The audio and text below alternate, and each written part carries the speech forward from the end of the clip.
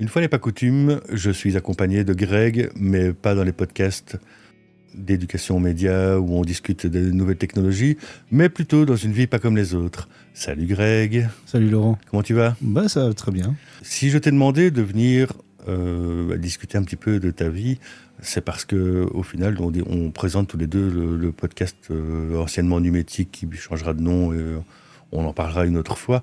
Mais personne ne te connaît, en dehors des gens qui te suivent. T'es qui, Greg, au fait ? Alors, c'est un peu compliqué à expliquer. Je suis quelqu'un avec une peut-être multicasquette, on va dire. Donc, je m'appelle Greg, voilà, j'ai 43 ans. J'ai été auteur dans le domaine public vivant. Je stream. J'aime créer des choses, en fait. Voilà. Tout en ouvrant au maximum donc mes créations au monde entier, parce que j'estime que la culture est un bien immatériel et que ça doit être accessible à tout le monde. Et voilà. Enfin, moi, j'adore créer des choses. C'est quelque chose que j'ai ça dans le sang depuis que je suis tout petit. Et ça m'a valu quand même pas mal de soucis dans la vie, vu que j'ai quelqu'un d'extrêmement sensible, même si ça se voit pas forcément face caméra. Je le montre pas. Et j'ai eu une enfance assez turbulente, une adolescence compliquée, j'ai mis énormément de temps à trouver ma voie et à arriver où je suis maintenant, en fait. Donc, Mais justement, tu nous parles de ta jeunesse qui a été un petit peu animée. C'était quoi, Greg jeune ? Alors, un Greg jeune, c'était un Greg qui était souvent seul, sans amis, qui comprenait vraiment pas spécialement le monde qui l'entourait. Ça a été un papa assez violent, les conflits ont duré même encore à l'âge adulte avec mon papa. Un enfant qui, j'ai fait ma première dépression à l'âge de 7 ans, donc en 2e primaire, où j'étais souffre-douleur de l'institutrice et de la classe, et où j'ai dû être retiré de l'école parce que j'ai commencé à faire des crises d'angoisse, et rien que le fait, j'habitais en face de l'école, rien que le fait d'entendre la sonnerie de l'école me faisait trembler. On a dû me faire déménager chez mes grands-parents pendant plusieurs mois et me faire changer d'école. Et ça s'est pas amélioré dans l'école d'après non plus. Donc j'étais le fils du prof. Donc au début, tout le monde vient chez toi parce que t'es le fils de madame machin. Et quand on se rend compte que ça n'apporte aucun avantage, tout le monde te tourne le dos, te crache dessus à la cour de récré, des trucs comme ça. Et voilà. Et donc, ça a été ça, la petite enfance de Greg en résumé. Et l'adolescence, ça a un peu empiré. Donc, Mais empiré jusqu'à quel point ? Enfin, si tu veux en parler. Je suis prêt à en parler. J'avais dit que je le ferais une fois en streaming, mais ici, on est en enregistrement studio, donc c'est pas du direct, donc j'aurais plus facile. Mais voilà, j'ai fait plusieurs tentatives de suicide, j'ai été interné 3 fois.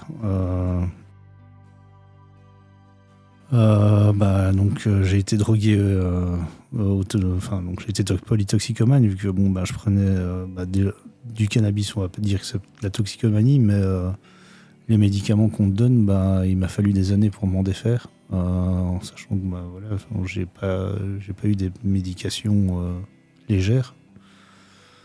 Et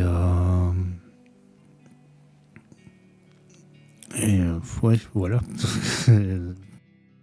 Désolé, c'est pas facile. Voilà. On va pas s'attarder là-dessus parce que c'est pas le but d'une vie pas comme les autres, pas du tout. Après ça, puisque nous on s'est quand même connus il y a quelques années, où on faisait des formations informatiques tous les deux, même si on n'était pas dans le même groupe de formation. Ça s'est passé comment ?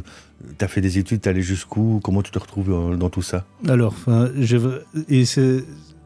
vraiment un parcours scolaire. J'ai été en décrochage scolaire à la 5e, donc C'est vrai que je n'ai même pas mon diplôme d'enseignement secondaire. Donc si c'est des Français qui regardent, l'équivalent du bac. Voilà, donc j'ai arrêté mes études donc, en 5e secondaire. Donc le jour de mes 18 ans, j'ai dit j'arrête l'école, je n'y remettrai plus les pieds. Je n'y avais pas ma place. D'ailleurs, les derniers jours d'école que j'ai fait, c'est pas compliqué, les enfants. C'était mon 3e redoublage. Donc j'ai dit j'ai plus ma place. Et comme j'étais dans la période où je pensais que je sortais du brouillard, j'avais été hospitalisé, j'avais été soigné, j'étais sorti de l'hôpital. Je disais c'est à mon tour d'aider les autres. Et donc on m'a dit pour être assistant social, il n'y a pas besoin de ton diplôme de secondaire, tu passes l'examen. Et donc j'ai passé un examen d'entrée que j'ai réussi haut la main en fait, et qui couvrait la matière de secondaire. Mais c'était trop tôt. Dans mes premiers stages, c'est pas compliqué, on m'a mis en centre thérapeutique de jour. En fait, je savais, je répondais à la place du médecin pour savoir quels étaient les médicaments des gens. Où on me trouvait trop proche des gens, trop empathique, et que j'avais pas de recul. Et c'est vrai que je rentrais avec les émotions des gens chez moi le soir. Et je me suis dit, non, si c'est déjà maintenant comme ça, qu'est-ce que ça va être dans quelques années en tant qu'AS ? Je vais être lessivé par les émotions des gens. Et donc, j'ai décidé de faire de l'apprentissage en informatique. Donc, je dis que j'ai un parcours vraiment atypique. J'avance à des études supérieures. Et avant l'apprentissage en informatique, j'ai retenté une 5e secondaire. Donc, après avoir fait deux premières années en tant qu'assistant social, je me retrouve à 22 ans avec des gamins de 16 ans en classe. D'ailleurs, déjà, quand je me suis inscrit à l'école, la personne qui m'a inscrit m'a regardé avec des grands yeux. Vous êtes sûr que vous voulez faire ça ? Écoutez, et les premières sections en informatique viennent d'ouvrir. Je veux faire de l'informatique. J'ai dit, je me sentirais mieux avec des machines qu'avec des êtres humains. Le problème, j'arrive à 22 ans en ayant fait déjà comme un parcours supérieur face à des petits gamins qui me regardaient bizarrement. Puis l'heure de midi, c'est tu restes à l'école, moi je vais aller me promener, je vais aller fumer mon pétard, parce qu'à l'époque je fumais encore mes pétards. Donc c'était, Puis ils comprenaient pas que je n'allais pas fumer un pétard avec eux, parce que moi je risquais la tôle juste de fumer un joint avec un mineur. Donc je suis resté basiquement 2 mois à l'école, quoi. J'avais des crises d'angoisse rien qu'à l'idée de devoir retourner à l'école, et ça a été pareil. Donc j'ai arrêté, pris un certif jusqu'à la fin de l'année. On m'a dit à la fin de l'année, ça n'est pas la peine de revenir, de retenter. Et c'était pas mon intention. J'ai dit c'est bon, j'ai essayé et j'ai tenté l'apprentissage en informatique. Et là, c'était encore une autre régression. Parce que l'apprentissage en Belgique, c'est quand même un enseignement professionnel. Donc, je me suis retrouvé dans les cours généraux à faire des calculs de 6e primaire, donc du CEB, comment calculer un taux de TVH, oui, mais et des cours de français de 6e primaire. Donc, j'ai dit, mais qu'est-ce que je fous là ? Je me suis dit, les cours techniques, par contre, j'aimais bien. Voilà, on apprenait des choses. Mais le problème, encore une fois, c'est que j'avais des crises d'angoisse, donc une semaine sur 2, c'était limite si j'arrivais, je ne savais pas aller à mon endroit d'apprentissage parce que je passais ma matinée à vomir, rien qu'à l'idée de savoir que je dois sortir de chez moi. Si c'est pas trop indiscret, qu'est-ce qui provoquait ces crises d'angoisse ? Qu'est-ce qui était aussi dérangeant, qui t'empêchait de bouger ? Alors le problème, c'est que y a les gens, et le problème de la crise d'angoisse pour moi, c'est si tu ne sais pas identifier ce qui te fait angoisser, ça empire le truc. Et c'était souvent ça. Je crois que ça fait quand 2-3 ans où là je vomis plus, je tousse plus le matin. En fait, je reconnais les symptômes le matin quand je me lève. Si on me bouscule un peu, je vais commencer à tousser. Et si on me bouscule un peu plus, je vais commencer à vomir. Des choses comme ça. Donc, c'est un stress, j'ai besoin le matin qu'on me foute vraiment la paix. La crise d'angoisse m'empêche de respirer, me fait vomir, me met en position fœtale je peux rester en position fœtale pendant des heures sans bouger. Il m'a fallu vraiment beaucoup de travail sur moi pendant des années, jusque, les dernières crises d'angoisse, elles datent du Covid. Donc où j'ai remis ma vie en question. Et maintenant, ça va très très bien. Donc voilà, c'est des choses que je parle pas souvent. Même ma compagne qui écoute, maintenant je le sais, n'est pas forcément au courant parce que j'en parle très peu. Et voilà, le matin, j'arrivais pas à me lever. En plus, le fait qu'on m'impose de devoir suivre un rythme qui me convient pas, me bloque aussi. Donc j'ai arrêté l'apprentissage et bon, là, j'ai commencé à travailler. Il m'a fallu une bonne année avant de trouver un boulot qui accepte bien de prendre quelqu'un sans papier ou autre. J'ai commencé bêtement en tant que magasinier à la Fnac. Je mettais des étiquettes sur des bouquins pour les envoyer en magasin. Puis un jour, la compagnie veut lancer son site e-commerce. Je fais écoutez, moi je sais faire des choses. Parce que je chipotais, j'adore la technologie depuis que je suis gamin. Mon premier PC, on l'a eu à 9 ans à la maison. J'étais déjà derrière mon ordinateur avec DOS. Ça a fait d'ailleurs une fois une crise avec mon papa. C'est simplement parce que j'avais modifié le batch file du démarrage de l'ordinateur en lui faisant croire qu'il y avait un virus qui allait effacer tous ses fichiers alors que c'était juste afficher moi tous les fichiers de l'ordinateur. J'ai cru qu'il allait me tuer ce jour-là. Mais bon...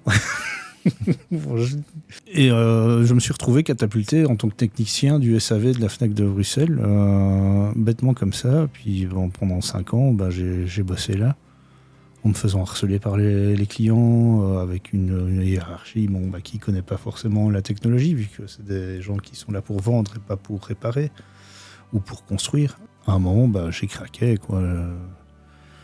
Et j'ai recommencé à être malade, à revomir le matin. Là, ils m'ont mis en C4 médical. Et c'est à ce moment-là, c'est à cette période-là qu'on s'est rencontrés, en fait. C'est où là, j'ai dit, maintenant j'ai un peu de temps pour moi. Je sais que j'adore l'informatique. Je vais commencer à faire des formations à techno et faire un peu plus, pousser un peu plus que juste l'autodidacte, puisque j'ai toujours tout appris par moi-même. Je suis quand même resté... Donc j'ai quitté la Fnac en 2009 et je suis resté au chômage quand même pendant 8 ans. Ouais, 8 ans. Parce que j'ai commencé à travailler pour mon client en 2017. Donc j'ai fait mes formations en techno qu'on a fait ensemble et puis j'ai commencé à bloguer, à être très actif aussi au niveau un peu politique, où il y avait le parti pirate qui se lançait en Belgique, qui était proche de mes idées de transparence, de libre accès, d'open source. Et donc j'ai commencé à bloguer et je faisais pas spécialement attention. Et un jour, il y avait encore un article qui tapait sur les chômeurs. Et c'est comme ça que ça a vraiment décollé. Parce qu'on dit, ouais, les chômeurs, c'est tous des fainéants. Je me souviens, je l'avais lu ton billet sur ton blog. Voilà, et ce truc a fait le tour, mais pas que de la Belgique, quoi. Ça a été partagé par des gros blogueurs et autres. Et ils m'ont dit, je me suis pris des shitstorms aussi par cet article-là. Oui, il profite de son chômage pour faire ses activités. Entre autres, je suis peut-être au chômage, mais je m'occupe de mon gamin tout seul. J'écris, je m'intéresse à la société, à la politique, dès que j'ai une minute ou autre. J'ai vu qu'en fait, les gens commençaient à s'intéresser à ce que j'écrivais. Même mes autres petits articles, il y avait des trucs débiles que je faisais. Et j'adorais écrire des histoires depuis que j'étais gamin. Donc j'ai commencé à écrire des petites histoires sur mon blog. Justement, un blogueur très influent en Belgique, Ploum, a commencé à lire mes histoires et a dit mais putain, mais c'est pas mal ce que tu fais en fait. T'as une bonne critique parce que je parlais quand même des évolutions technologiques dans cette histoire, tout en m'inspirant des sociétés secrètes, des théories de la conspiration qui pullulent sur Internet. Et donc j'avais fait un beau mix, mon propre univers à moi. Et certaines choses que j'ai écrites sont déjà en cours d'application, donc maintenant. Donc voilà, certains trucs d'intelligence artificielle ou autre que j'ai dit dans mes histoires, il va se passer ça. Genre par exemple Spotify, à l'époque on n'en parlait pas trop. C'était je dois repayer pour ne plus avoir de pub ou des trucs comme ça. On n'en parlait pas encore à l'époque quand j'avais écrit ce genre de trucs. Et j'ai décidé d'écrire mon histoire aussi. Donc c'est un livre qui s'appelle Salut, moi c'est Greg. Je l'ai appelé comme ça parce que j'avais incapable de mettre un titre sur ce bouquin. Donc je l'ai appelé Salut, moi c'est Greg. Alors tout le monde me dit que c'est de la vantardise pure. Non, en fait c'est une manière d'essayer de m'affirmer. Et le livre a été publié dans le domaine public. Donc, comme tout ce que j'ai voulu mettre, j'ai décidé, voilà, c'est dans le domaine public, les gens peuvent se l'approprier, faire ce qu'ils veulent avec. Si on veut me donner quelque chose, vous me donnez des sous, vous me donnez... J'ai reçu des patates, des bières en guise de paiement. Bon, la patate, on en avait déjà parlé une fois. Et donc, j'ai écrit comme ça, d'abord sur mon blog, puis sur Wattpad, où là, j'ai quand même une audience quand même assez... Pas à pleurer, quoi. Je crois que le livre de Wattpad le plus lu, il est à 46 000 lectures, un truc dans le genre. Donc le livre, en fait, où je me fous de la gueule de Wattpad. Wattpad est un réseau social pour écrivains, en fait, où on écrit ses histoires et les gens peuvent commenter en direct. À force d'écrire, j'ai publié ce bouquin-là, j'ai publié tous mes poèmes que j'avais écrits quand j'étais adolescent, avec tout mon mal-être. Et j'ai publié aussi un recueil d'histoires courtes, où généralement je parle plus de ma vision de la société, des technologies, des choses comme ça. C'est toujours des histoires qui font maximum 2000 mots. Donc, et je les raconte en stream, où on les entendait en stream.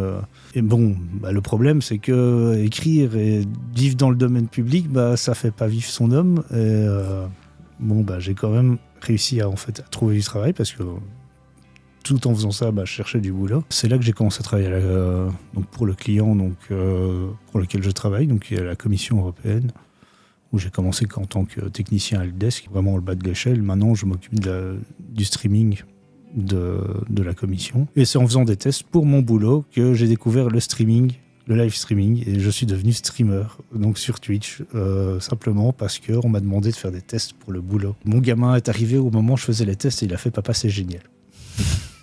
Avant qu'on continue sur le côté streaming, c'est pas une frustration aussi d'avoir écrit autant de choses et de ne pas en gagner ta vie avec? Est-ce que tu dis que tu aurais pu être écrivain, par exemple? C'était mon rêve d'adolescent. Mon rêve d'adolescent, c'était être prof, un peu à la Indiana Jones, mais prof de littérature et écrire des bouquins.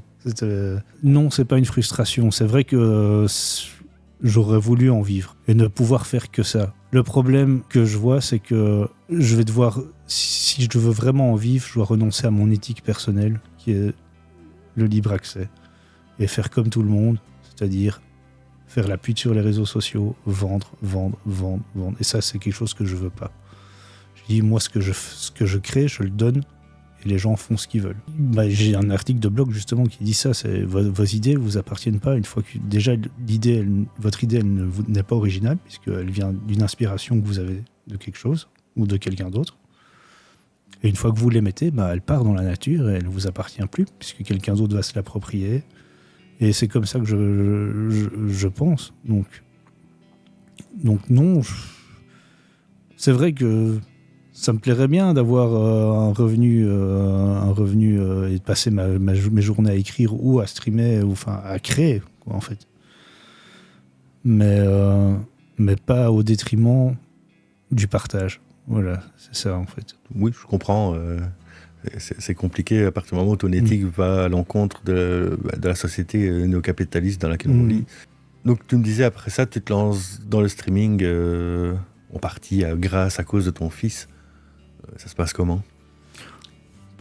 J'ai une petite communauté qui grandit lentement, mais sûrement, avec des gens super sympas.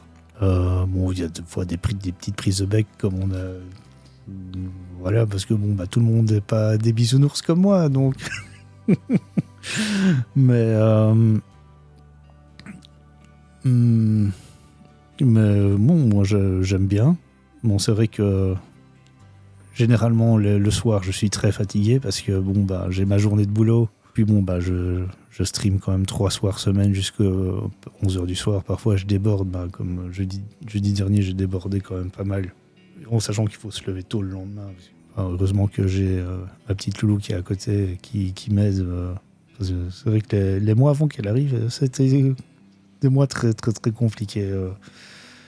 Où j'étais sur les genoux tout le temps. Donc, mais voilà, je dirais pas que c'est le prix à payer, mais je suis très content de le faire et de l'avoir fait. Peut-être qu'un jour, j'arrêterai de streamer pour me remettre vraiment à écrire, parce que c'est quelque chose qui me manque. Et j'ai un bouquin qui est prêt, qui est fini, il faut le relire, voir si je peux trouver un éditeur qui correspond à mon éthique, c'est-à-dire que je peux le laisser en libre accès sur mon site internet tout en ayant une version papier. C'est comme...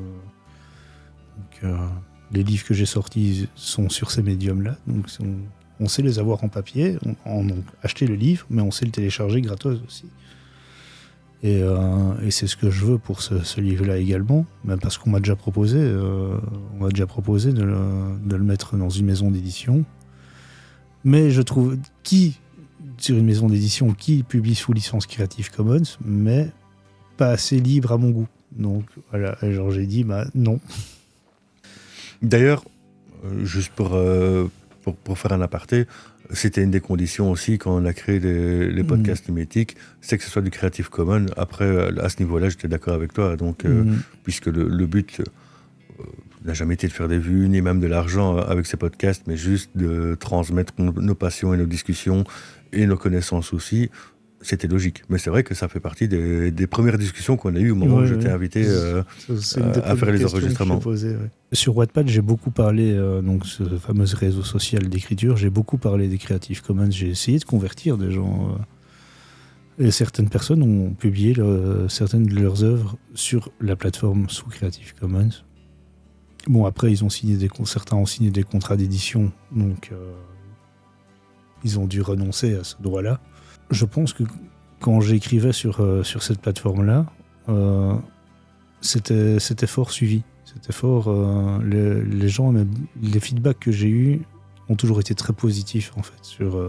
Parce que ici j'expose un peu ma philosophie de vie et je l'ai toujours fait sur Wattpad. Donc on a ce qu'on appelle des Renbooks, des livres à diatribes si on traduit ça en français. Et parfois je racontais Amazon c'est pas bien parce que les gens disaient ah oui t'as raison. Et après je voyais certains qui allaient quand même publier leurs bouquins sur la Kindle, donc et je disais mais non, moi je ne publierai jamais, je signerai jamais chez Amazon parce que ça va me fermer des portes en fait. Donc et ça empêchera une partie du monde de pouvoir avoir accédé, puisqu'ils seront obligés d'être sur Amazon, de prendre soit l'abonnement Kindle ou de payer le bouquin. Donc, tous les prestataires que j'ai choisis ont pushé sur tout. Donc, par exemple, le livre Salut-moi c'est grec, l'e-book est disponible sur la Fnac parce que j'ai pas choisi Amazon. Mais il est sur Amazon. C'est un prestataire qui le fait pour moi, qui l'a pushé dessus. Bon, hormis que la version papier, mon contrat est expiré, donc maintenant, en fait, j'ai vu que quelqu'un avait fait une recherche pour acheter mon bouquin. C'était quelqu'un qui suivait sur le stream, avait vu le livre à 80 €, je crois, sur Amazon. Donc, parce que maintenant, il n'est plus imprimable, je pense. 80 € quand même. Pour un bouquin je dis écoute, tu sais, tu vas sur mon site internet, t'appuies sur le bouton télécharger, c'est gratuit. Donc voilà. Et au final, elle l'a trouvé d'occasion et c'est marrant de voir la vie d'un livre parce que tous les livres papier Salut-moi c'est grec que j'ai vendus ou donnés sont tous dédicacés. Et donc je sais à qui a appartenu le livre qu'elle a acheté. Donc c'est ça qui est rigolo. Et c'est marrant de voir la vie d'un livre et comment il peut vivre aussi. Donc, j'en veux pas à la personne de l'avoir vendu. Parce que vu que cette personne-là, je pense que ferait ferait pas lire énormément de bibliothécaires. Voilà. Donc, voilà. J'ai fourché ma langue au moins une fois. Il fallait que je le fasse. Alors, là, on a Greg, le streamer, on a eu Greg, l'écrivain, pendant un long moment. Il y a aussi Greg, le technologue. Les technologies, tu nous en parles un petit peu dans tes formations. C'est quoi cette passion pour la technologie ? D'où ça sort ? Bêtement, pourquoi ? Écoute, j'en sais vraiment rien. Le premier PC est arrivé à la maison. On m'a mis devant. On m'a dit essaye. Et j'ai trouvé ça génial. Je tapais des trucs et ça faisait ce que je disais, ce que je demandais. Donc voilà. Je sais pas expliquer. Donc j'ai commencé parce que bon, à l'époque il n'y avait pas de souris, il n'y avait pas d'interface graphique, donc fallait mettre des disquettes, fallait bidouiller. Donc et moi j'adorais ça. Et donc j'ai commencé. Voilà, il y a une petite activité extrascolaire où on apprenait le basique. J'ai sauté dessus. Donc, je faisais un peu de basique. Je fais mon petit programme tout seul. J'ai arrêté de coder, donc. Mais c'était rigolo, quoi. Je faisais des quiz à la con sur des groupes de métal, je me rappelle. J'avais 12 ans, je faisais des quiz quelle est la chanson la plus vendue de Guns N' Roses et des trucs comme ça. Je m'amusais à faire des quiz comme ça, en basique. Voilà, j'ai toujours eu cette passion parce que le monde évolue. On sait faire tellement de choses avec ces outils. On peut les utiliser à bon escient. Pour l'instant, c'est pas forcément le cas. Voilà. Très vite, je me suis rendu compte qu'il y avait deux mondes dans l'informatique. Il y a le monde que tout le monde connaît, le monde de Windows, de Mac, enfin Apple, Android. Mais il y a un monde qui est totalement à part, où la philosophie est totalement différente, qui est le monde de l'open source, du logiciel libre, parce que l'open source n'est pas forcément libre. Donc, et je me suis vraiment retrouvé là-dedans, parce qu'il y a la notion de partage qui est inhérente au logiciel libre, ou le fait que ce soit des communautés qui sont là derrière pour créer des systèmes ensemble, et qui font des trucs mais magistraux, quoi. Bon, on va prendre le logiciel libre le plus connu, je pense c'est Firefox et VLC. Donc mais voilà, c'est des gens qui sont derrière, qui sont des passionnés, qui font ça pour les autres, qui mettent de leur temps. Parfois ils arrivent à faire un business model sur leur truc.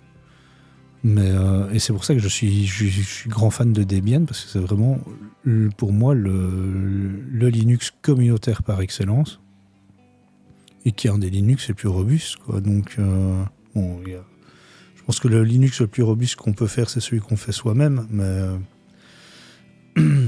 mais j'aime beaucoup la philosophie qu'il y a derrière Debian. Donc, Mais tu parlais justement de VLC, Firefox. Un autre exemple de programme libre qui existe, c'est le programme que Béatrice utilise, NVDA, qui est donc son lecteur d'écran, qui reste quand même totalement gratuit en libre, mais en plus est plus puissant que tous ceux qui existent en version payante, et payante très cher, puisque là, de ce côté-là, ils n'y vont pas avec le dos de la cuillère. Hein. La version la moins chère est à 1 800 €. Donc, mais donc voilà, je veux dire, l'open source et le monde du libre sont quand même des mondes qui sont intéressants, et c'est pas juste des choses faites par 3 allumés dans un garage. Il y a vraiment des vraies communautés avec des vraies applications derrière. Audacity, par exemple, aussi un très très bon exemple, qui reste quand même un éditeur audio des plus puissants et des plus utilisés au monde. Oui, tout à fait. Donc, regarde, ma VLC, j'utilise même dans mon travail quotidiennement. Donc, et d'ailleurs, même mon client fait des bug bounty pour VLC, quoi. Donc, pour que des features soient réparées dans VLC quand il y a des bugs ou des trucs comme ça. Donc, et voilà. Et puis, dans Linux, il y a toujours un petit aspect bidouillage aussi. Donc, voilà. Donc, c'est vrai que si on prend Ubuntu, qu'on a discuté tantôt, quand le support de Windows XP s'est arrêté, j'ai eu un coup de fil de mon beau-père. Je m'en rappellerai toujours. Il fait « Greg, il n'y a plus de support pour Windows XP, je fais quoi ?» Écoute, moi je vois qu'une solution, soit tu changes d'ordinateur et tu prends un nouveau Windows, soit tu passes sous Linux. Ah. Puis ça a été, est-ce que je peux accéder à ma banque? Je fais oui. Est-ce que je peux aller sur Google? Je fais oui. Et j'avais justement une machine virtuelle qui était allumée à la maison. Je fais écoute, passe. Et je lui démarre le Ubuntu. Je fais voilà. Ton PC, voilà, tu rentres ton mot de passe, voilà, tu es dans l'interface. Tu cliques là, tu cliques là, tu cliques là, tu cliques là, tu as tout ce que tu veux. Tu veux un programme, tu cliques là, tu tapes le nom du programme, il se télécharge tout seul et il se met sur ton ordinateur. Et il me fait, mais c'est plus simple que Windows. Je fais, bah oui. Et depuis, ça fait donc depuis la fin du support de Windows XP que je n'ai plus un seul coup de téléphone pour un problème informatique de sa part. Alors qu'avant, c'était toutes les 3 semaines. Hein. Ouais, il y a ça qui marche pas. Bon, Ubuntu, je sais que si je prends des puristes de Linux, ils vont dire ouais, mais c'est pas bien Ubuntu. Pour quelqu'un comme toi et moi, mais pour l'utilisateur lambda, ça reste c'est ça. Voilà. Par rapport à l'utilisateur lambda, pour moi, c'est un truc qui fait extrêmement bien le boulot, qui est très facile d'utilisation. C'est vrai que pour l'instant, depuis que je retravaille dans l'IT, j'ai plus l'occasion de faire du Linux du tout. Donc, par contre, rediscuter avec mon contractant externe ou avec mon ingénieur système, c'est clair que ça facilite beaucoup les choses. Parce que, j'ai trouvé une faille là, j'ai trouvé une faille là, il faut corriger ça. Ce que mes collègues en audiovisuel ne sont pas capables de faire, par exemple. Donc, non, c'est aussi quelque chose qui me manque, de faire du Linux. Mais justement, tout à l'heure, tu nous disais que tu travailles pour une boîte qui fait le streaming de la Commission européenne. Au final, tu n'as jamais fait de consultance informatique non plus, alors que toi et moi, on a fait les mêmes formations et que tu es une des rares personnes qui en connaît autant que moi sur le sujet. Donc, c'est pas de la vantardise. Hein. Je veux dire, des gens qui en connaissent autant que nous, en Belgique, il y en a une centaine à tout péter, contrairement à ce que beaucoup de gens pensent. Au niveau informatique, surtout en informatique de réseau et du côté Linux. T'as jamais bossé dans l'informatique, en fait? Enfin, là-dedans, rien du tout. Non, en fait, les rares emplois qu'on m'a proposés et qui m'intéressaient vraiment, soit il fallait que je m'expatrie en Flandre, pas que je vivais avec une personne qui venait de Suisse, qui s'était expatriée. Elle m'a dit qu'il ne parlait pas néerlandais, donc c'était pas la peine. On m'a proposé des jobs de sysadmin à Londres, où le package salarial était vraiment, vraiment pas dégueulasse. J'ai dit oui, je veux venir travailler pour vous et pour une boîte de jeux vidéo à Montréal. Et chaque fois, on m'a dit non, je ne bouge pas de pays. Et en fait, j'ai préféré choisir la famille au travail, en fait. Et c'est vrai que, idéalement, j'aurais pu travailler pour Funcom et m'occuper de l'infrastructure réseau des jeux de Funcom. Ils auraient peut-être un truc qui tient la route. Quoi ? Ils auraient peut-être un truc qui tient la route. Oui, ils auraient peut-être, voilà, mais bon, surtout que je code pas leur jeu, j'aurais pas codé leur jeu, mais voilà, ils auraient peut-être, les maintenance serveurs ne prendraient pas 6 heures. Mais voilà, c'est vrai que c'est des opportunités que dans un sens j'ai regretté de pas avoir pris, parce qu'en plus à l'époque j'avais pas encore Henri, donc et surtout que j'étais fan. Je jouais à l'époque où on m'a proposé la place Funcom. Je jouais à Age of Conan, donc j'étais à fond dans le jeu, je connaissais le jeu par cœur. Il m'aurait même proposé d'être au support, au système de ticketing en tant que game master. J'aurais dit oui. Et en fait, à chaque fois que j'ai eu des entretiens où j'allais des salons de l'emploi où ils cherchaient des sysadmins, malgré que j'ai une certification Linux Professional Institute et une nouvelle, les gens me disaient monsieur, vous n'avez pas de master, ça sert à rien de postuler, quoi. Donc, et ça a toujours été comme ça. Et je peux m'estimer chanceux en fait de travailler pour la Commission européenne, parce que avec mon absence de diplôme, en fait, c'est juste que j'ai montré que de quoi j'étais capable, que je suis au final le helpdesk de la Commission, j'y suis resté 2 mois. Donc, après 2 mois, on m'a dit toi t'as rien à faire au téléphone, tu vas sur site, tu vas régler les problèmes sur site, parce que oui, il y a des tickets qui traînaient là depuis des mois que j'avais réglés en claquant des doigts, parce que les gens ne réfléchissaient pas plus loin. J'ai dit non, mais ça c'est un problème de mot de passe ou un problème de serveur, c'est un problème ci, ça.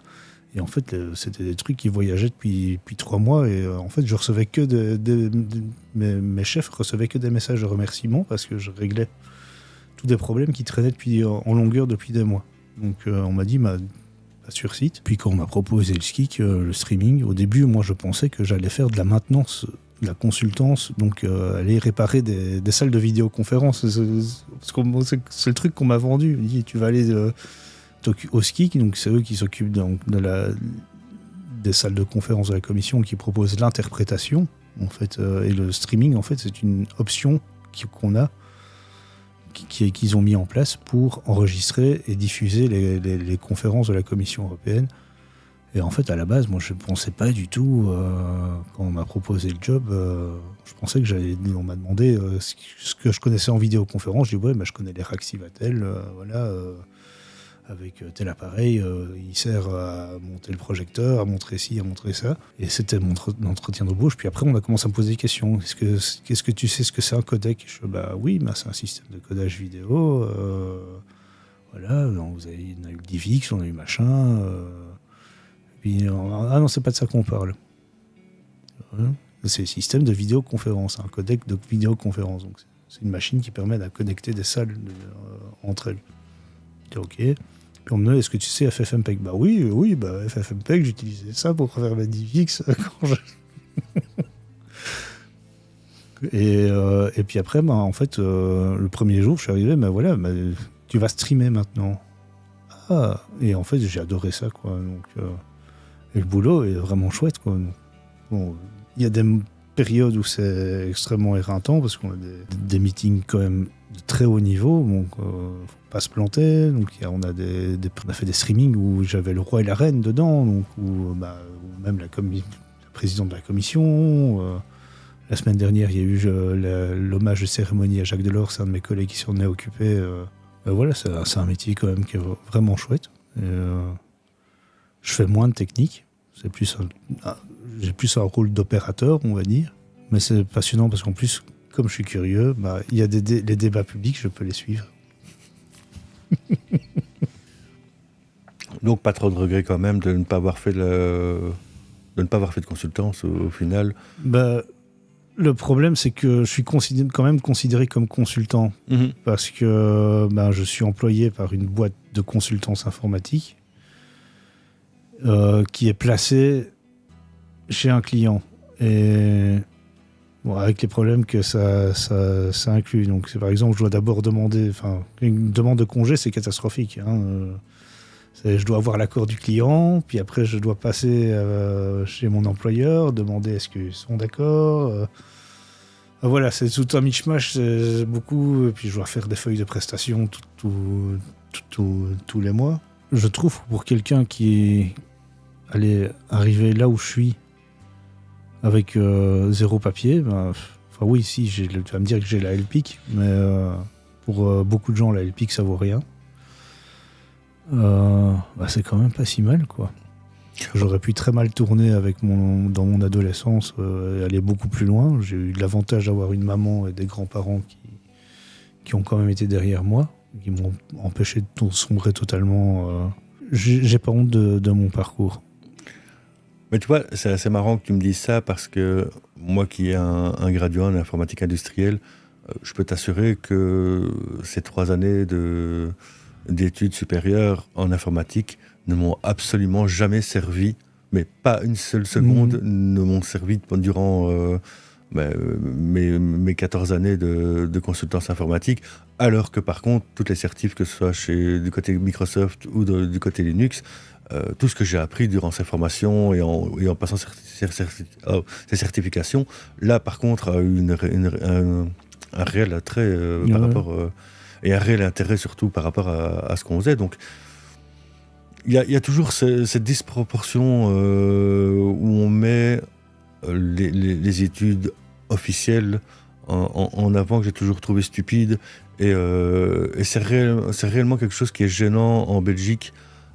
Parce qu'au final, les boîtes qui vont te demander un diplôme qui ne te sert à rien, je veux dire, j'ai vu des boîtes de consultance où on demandait d'avoir un bachelier ou un master. On ne te demandait pas d'avoir un bachelier ou un master en informatique. Oui, on te demandait juste d'avoir un bachelier ou un master.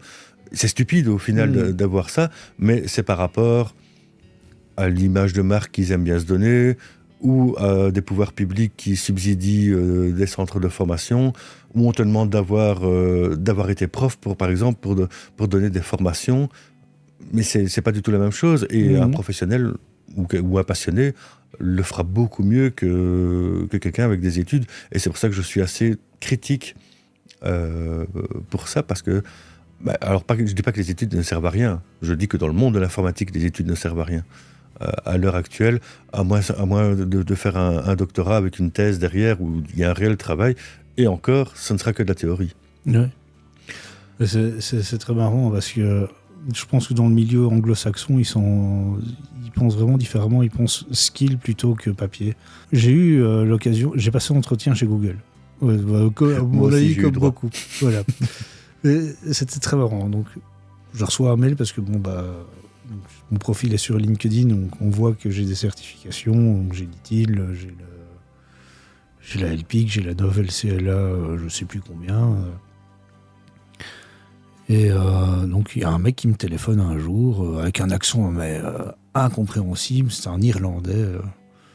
Oui, voilà, je suis de Google. Je voudrais voir si vous êtes disponible pour passer un entretien par téléphone. Oui. Ok. Donc on prend rendez-vous, voilà. Il me demande d'être 1 heure au calme pour qu'on puisse discuter et qu'il puisse poser des questions techniques. Donc il commence à me poser ces questions. Il y a une question où je lui ai dit, mais je ne vois pas du tout l'intérêt de la question. C'était combien de balles de ping-pong dans un camion, un truc comme ça.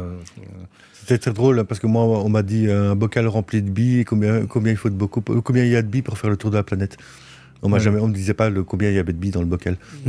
Voilà, et alors à la fin de l'entretien, je lui ai dit, écoutez, vous êtes bien conscient, donc c'était pour travailler au data center de Mons. C'était pour le même. Voilà. Je lui ai dit, vous êtes conscient que j'ai pas de master, j'ai pas de bachelier, j'ai pas de master. Il fait oui, non, mais vous avez bien répondu à nos questions, votre profil est vraiment intéressant, je vais le transmettre au directeur. Le directeur belge a dit non. Et j'ai demandé, mais pourquoi ? Parce que c'est un Belge, il a dit, monsieur n'a pas de master, je le prends pas. Et tu vois, moi j'étais recalé parce que je ne parlais pas anglais de manière idiomatique. En tout cas, c'est la raison pour laquelle on me l'a donné. Et c'est vrai que je ne parle pas anglais de manière idiomatique. D'ailleurs, je parle très très mal anglais.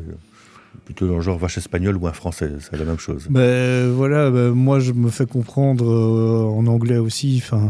Et c'est marrant aussi parce que c'est ça que j'aime beaucoup de travailler dans les institutions européennes, c'est qu'on travaille avec des gens qui viennent de pays différents. Et parfois, les conversations sont à mourir de rire parce que ça commence en français. Donc, quand j'ai commencé à l'équipe de streaming, on était un peu plus nombreux. Bon, le team leader est grec, avec un italo-américain, un wallon, un flamand, avec des origines polonaises, et grec qui est un peu de partout en Belgique. Et ça partait, mais parfois dans les discussions, mais ça commençait en anglais, et parfois il y avait des mots en flamand qui ressortaient. Mais on arrivait à se comprendre et c'était rigolo, quoi. On se marrait comme des fous, quoi. Puis, ouais, je sais pas comment on dit ça en telle langue. Et on s'amusait énormément comme ça. Et bon, maintenant, puis que j'ai mon nouveau chef, lui, ne parle pas un mot de français, donc là, c'est du pur anglais maintenant. Mais on arrive à se comprendre, même si parfois je fais. Quand je suis un peu stressé, je perds mes mots en anglais. On arrive tout doucement à la fin, mais avant de se lancer sur le mot de la fin, ton actualité en dehors du boulot, là maintenant, ta vie, c'est quoi Mon activité, en dehors du boulot, côté... Allez, je vais te dire, je sépare ma vie en 3. Il y a le Greg sur Internet, il y a la vie privée et il y a la vie professionnelle. Question vie privée, je me suis mis en ménage il n'y a pas longtemps et voilà, on construit quelque chose de super. Côté Greg professionnel, on vient d'en parler. Et puis côté Greg sur Internet, c'est les streams, donc 3 soirs semaine, toujours. Donc je stream principalement du Guild Wars. Parce que c'est des jeux que je suis depuis leur sortie et que j'aime beaucoup. J'aime faire d'autres trucs. Et un des projets que j'aimerais, c'est justement recommencer à faire de l'informatique, mais en live streaming. Et j'y pense depuis que je stream, en fait. C'est juste le temps de commencer à préparer, à me remettre à jour pour certaines technologies. Et je pense que, à mon avis, vous allez avoir un week-end, un samedi après-midi, où Greg va installer un Linux en live. Dans une machine virtuelle pour montrer comment ça marche. Mais ici en Belgique, il y a déjà une fille qui fait du code qui s'appelle DevGirl, qui le fait pas mal en fait, et qui travaille aussi avec RTBF XP. Qui prévoit. Tiens, d'ailleurs, qu'on parle de ça et de streaming, tu t'es jamais dit, puisqu'il y a quand même, t'as plein de potes qui sont petits streamers comme toi, tu t'es jamais dit que essayer de faire un collectif de streamers, ça pourrait être sympa aussi ou Alors, je te pose la question parce que forcément ici dans un épisode précédent j'ai reçu les filles de chez Streamer qui était un collectif de filles de streameuses, mais au final est-ce qu'un collectif de streamers et de streameuses francophones ça vaudrait pas le coup d'essayer de se faire aussi? Bah écoute, j'y ai pensé. C'est un truc qui m'a passé dans la tête pas mal de fois, de faire un site pour référencer les streamers francophones belges. Il faut savoir que je code pas, enfin je code plus, j'ai fait une petite formation de développeur web mais je code plus. Le problème c'est, je sais que ça va me prendre énormément de temps et d'énergie, mais l'idée m'est déjà passée pas mal dans la tête, parce que surtout que j'ai plein de petits streamers belges que je connais, bon, ils sont même à la limite plus petits que moi. Donc, pourtant, je suis pas très grand. Donc, parce que le streaming en Belgique, c'est une no-zone en fait. J'en discutais avec Chloé et Daria, et en Belgique francophone, c'est à tout casser 10 personnes qui sont professionnels du streaming. Donc Chloé qui est venue ici, mais il n'y a quand même pas grand monde. Et ils sont tous plus ou moins liés à la RTBF au passage. Que ce soit Nadiro, que ce soit...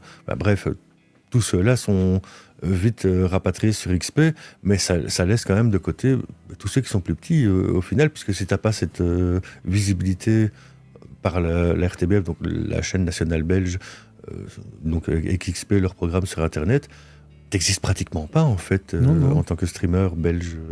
Il y a ça, et il y a le fait que les gens ne connaissent pas. Ma maman m'a toujours suivi surtout, donc quand j'écrivais, même sur Wattpad, elle a créé un compte Wattpad. Elle venait lire, commenter, mais là, dès que je lui parle de streaming, elle me regarde avec des yeux. Mais voilà, la pensée des gens, ça se résume à ça. Le streaming, c'est du jeu vidéo. Mais pas vraiment, puisque tu animes une communauté, tu parles. Tu es même plus animateur que joueur dans l'histoire. Oui, c'est ça. Parfois, heureusement que parfois je joue avec des gens, parce que sinon, en fait, voilà. Et en fait, je suis les gens plus parce que je suis occupé à discuter, à parler, à faire le singe. Mais c'est vrai que déjà, ne fût-ce que faire un portail, c'était moi l'idée que j'avais eue, c'était faire un site web, même bêtement avec WordPress, mais il faudrait juste trouver un moyen de faire un formulaire que le streamer puisse remplir et se transformer en page, pour automatiser. Quoi ? Ou un Discord. Ou un Discord. Mais ouais. C'est vrai que ça prendrait beaucoup de temps. Que ce soit l'un ou l'autre, ça prendrait énormément de temps, parce que même quand je vois les streamers francophones que je connais, ils ne viennent pas sur mon Discord à moi. Donc, et pourtant, je sais pas si pour ceux qui sont sur mon Discord, leur marque, c'est que tous les streamers qui sont inscrits sur mon Discord, dès qu'ils sont en live, il y a une notification qui apparaît en fait pour prévenir que le streamer est disponible. Donc parfois c'est embêtant, parce que quand on a un certain copain qui commence à streamer à 5h du matin parce qu'il ne sait pas faire dodo, tu entends ton téléphone à 5h du matin. Mais il y a le mode silence qui existe. Mais voilà, j'ai le mode nuit sur mon téléphone, donc mais voilà, et c'est vrai que c'était aussi l'idée, c'est promouvoir la plupart des gens qui sont sur mon Discord sont des amis, ou les viewers qui sont les plus actifs sur Twitch. Si je pouvais faire venir plus de monde, faire des notifications dans ce sens-là, donc par exemple, dès que la VOD la vidéo que tu vas publier pour ici, elle va apparaître aussi dans ce channel. Donc voilà, c'est essayer de promouvoir aussi les amis, de s'entraider comme ça. Mais faire un deuxième Discord où on ferait que ça, je passerai mes journées à ça en fait, je pense. Donc Il faut risque. Après, à partir du moment où tu lancerais un collectif, peut-être que tu aurais d'autres personnes pour t'aider. Hein. Alors, c'est juste hypothétique. On sait aussi bien que toi et moi que quand on se lance dans un truc, en général, on se retrouve très vite tout seul. Il y a plein de gens qui veulent bien aider jusqu'au moment où ils disparaissent sans rien dire. Voilà. Et ça m'est arrivé aussi parce qu'on m'a proposé d'être, il y a quelques années, Loulou peut en attester, mais on m'a proposé d'être jury pour un concours de lecture. Enfin, les gens pouvaient poster leur histoire et nous, on était en tant que juge, on jugeait l'histoire. J'ai dit oui.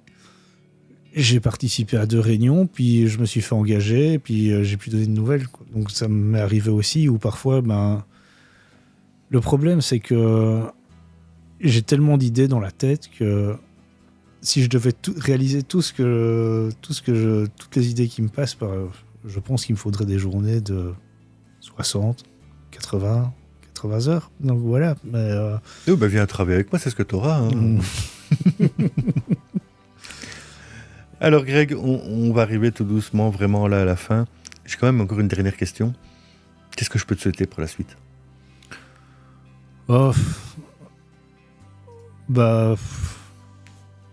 De vivre heureux, c'est tout. Je pense que voilà, et de pouvoir continuer à partager. Et voilà, j'ai pas vraiment de prétention. Voilà, c'est ça. C'est vivre dans la joie. Ça fait très bateau, hein, mais je pense que c'est ce qu'il y a de mieux qu'on puisse souhaiter à quelqu'un, c'est qu'il soit heureux, en fait. Donc, j'ai pas d'autres mots. Voilà. Merci Greg. On se retrouve bientôt dans les podcasts ou sur Greg TV pour ceux qui viennent te voir. Et on se revoit bientôt. Voilà. Salut. Salut.